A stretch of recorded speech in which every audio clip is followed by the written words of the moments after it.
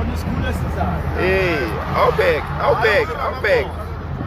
Imoto ezingakanani? 2 bikes. 3, 4, 5, 6, 7, 8, 9, 10, 11. Umuntu oyi-1 ukade imoto ezi-11 amabhayiki ayi-5. Hayi nisitshwala kabi le ANC. Hayi fuck this waste engaka. Hayi.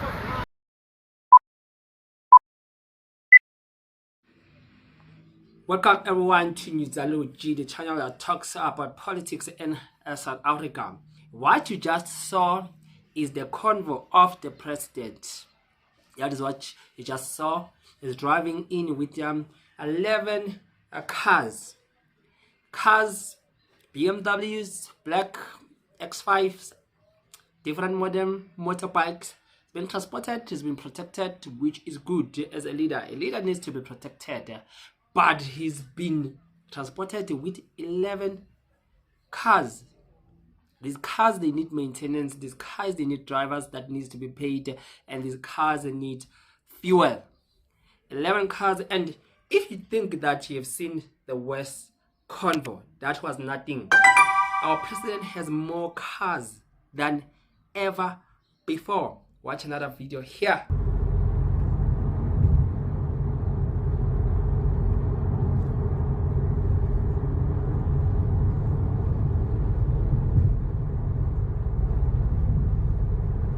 That is when you get to understand that African leaders, they love power. And most of them, they have pride. They love to be seen. Look at me, I have power and I'm in charge. So many cars. This is a rebuke when it comes to ANC ministers, because they are all like that, by the way. Not only the president. You will find the stream of cars just transporting one person. Those monies that have been used there is our taxpayers' money that are funding the fuel, are paying the drivers, and are paying even the security, including the president himself, is paid by our tax rent. So now I want you to look at something.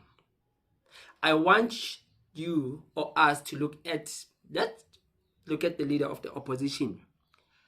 How does John Steenhuisen drive? Does he drive in a convoy? Does he have so many securities around him? What is the threat? Let us look at this video here. Minister Steenhuisen, people are driving black German-made cars. You are driving just a Toyota Corolla. Toyota Corolla. But why? Why are you subjecting yourself to modesty? Cost-saving mechanism. Yeah. More money to be spent on the citizens, not on the politicians. There we go. All right. So the moral of this video is to look at the irregular expenditures of the government and to focus on what makes our government not to have money, because we know that the president has spoken and ministers, and it is currently reported that the ANC ministers are having different opinion about this tax hike. And the GNU, we know that is opposing the ministers, opposing this budget or this thing that the president has put on the table to say that this is the proposal, we want to raise tax. And it is reported that also the ministers of the ANC are having different opinion on the subject matter. So the ANC itself, it is divided, because some, they see a greater good, some, they see just a greater evil. But I want us to look at something now to say what is destroying the country. It is not only to raise tax and all the borrowing and all those things. What is making the country to be in a state that is at is corruption. Yeah, today I've said it. Now you know. It is corruption. Is that government officials are corrupt are the ones who are doing irregular expenditures. Before we go, I just want us to go and check how much do parliamentary officials get paid, right? Do you know that in parliament, the lowest maybe job that you can have, because you know that they are managers, they are ministers, right? They are premiers, and you can just go down, right? A cleaner in parliament, it is reported that the cleaner earns more than 30,000 per month. A cleaner, he earns more than a teacher, and a lot of professions are not earning that amount of money here because the minimum wage is 3.5. So a cleaner in parliament gets so much money. Let's watch this video here. The minister has spoken in the past about tough love to SOEs, and I would argue that we need some tough love towards state employees going forward. There's all sorts of bad practice that's become entrenched practice over time. So we see, above inflation increases year over year, and then in addition to that, if people have been in the state service more than 5 or 10 years in some cases, they automatically get a 1% increase on top of those above inflation increases. And it's ruining our fiscal strategy, and it's making South Africans really upset that a parliament cleaner is earning more than a teacher in a rural town in South Africa. These things make no sense. We can't be spending 30,000 rand on a cleaner when people are struggling to get by. There's nothing wrong about the cleaner getting so much money, but the problem is that when you look at different departments and the minimum wage on the domestic labor, in the Domestic Labor Act, how much are those, is that profession, let me put it that way, is getting paid? I never had someone who is a cleaner getting 130k per month. I never had. It's only in parliament, right? And we know that only the money that is used there in parliament is the money from SARS, is the public funds that pay the ministers, pay the president, and pay all the employees that parliament have, right? So let us start now from top going down and look at how do ministers and the president earn in parliament, because all that money is our tax, right? So let's start with the president. The president earns around it is 3.1 million, which when he's paid per day it is 8,400. So the deputy president is paid 2.9 million per annum, right? So when you look at that money per day, it means it makes 7,900. Premiers gets 2.3 million in a day. It is equivalent to 6,300. Ministers are paid 2.1 million per annum. In a day, it goes to 5,700 per day. Then we go to another post, opposition leaders, which are MPs.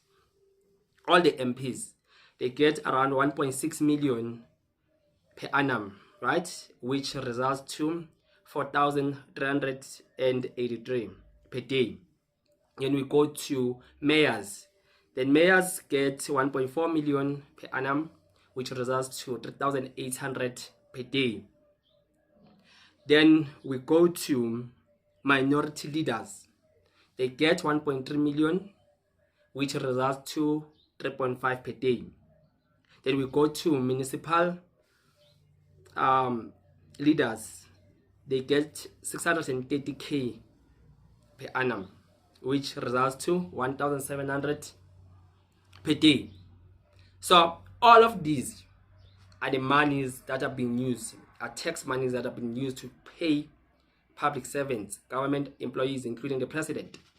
So now, one cry that is there in parliament is that parliament, cabinet, ministers are too many because they all have deputy ministers, those portfolios. And now the money is spent there. That is why the likes of the EFF and other people suggested that, Mr. President, minimize your cabinet, because you don't need deputy ministers, because they are there and they are doing just nothing. It's like the stager. They are there for decorations. They are not doing much because the people who are active are ministers. Get rid of deputy ministers, and in that way you are cutting the cost, right? Let me say this before I forget this point. Do you know that when the president has been inaugurated, it says that when the president is elected, or he's there at the union building to make some vows, to say his oath, to say that he'll keep the constitution and so on and so forth, and the chief justice will just declare and give the seal and sign there that is officially elected and being put in public to say that now he's the president. Do you know how much it is spent there? You'll be shocked. More than 120 million for that event. 1 day, few hours event only. You see this post here? More than 120 million have spent, and it is reported that this money can even go up to close to be $1 billion. By the way, where does this money go? You see, corruption, it is the end of South Africa.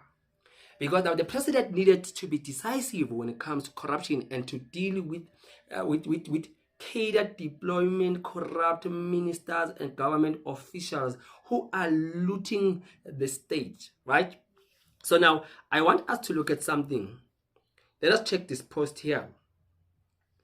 So the Daily Investor gave this post to say that South Africa loses billions due to mismanagement and corruption. You see, the problem is mismanagement from government officials are the same people who do the looting, who do the stealing, and who are collapsing the economy, right? Before we blame everything else, let us just start inside the house, right? With those officials there, because they are the ones now that they are blocking progress, they are causing problems to the country. Another one says that SA lost 1.5 trillion to corruption in 5 years and continues to bleed. Another one, which is Africa Check, says that jury's still out on how much South Africa loses to corruption every day. An opposition party claims that South Africa loses 800 million to corruption every day, but the number can't be verified and it appears based on older rumor itself unsubstantiated that 300 billion is lost every year. That's how much we lose. From pilots to failing state-owned enterprises, SOEs, to the e-toll debate, to government has lost billions due to mismanagement and corruption. In recent years, many of South Africa's SOEs have experienced a decline in performance. This is characterized by rising operational costs, shrinking profits, and unsustainable debt level. So the problem is that our SOEs are no longer giving us profit, and guess what? We have to bail them out. And do you know what is making our SOEs not to give us profit? Corruption. And the government will now pump money back. It's not just a waste, it's a waste, because we are giving money so that the money will be looted, will be stolen, and you'll give another money each and every year. When there's a budget speech, our government has to announce some rescue plan for the SAA, whether it's whether it is Transnet, it is PRASA, and other government entities, even the municipalities are involved. Now listen to this. Customer dissatisfaction with service delivery has also grown, particularly with the companies like Eskom, the South African Post Office. We know that the Post Office has been shut down already, and a lot of people have lost employment there. Soaring compensation costs have outpaced the revenue growth for these businesses, significantly contributing to their declining profitability. The repeated bailouts provided to Eskom, South African Airways, the SABC, SAPO, SAPO, Transnet, and Denel have heavily burdened the national budget. So the SABC is given money And you know what is done there? The comrades, the catered deployment, they chow the money. Transnet, same thing. Eskom is the one that is consuming so much money to all of these. So I want us now to go to Bali Lihot. You remember him?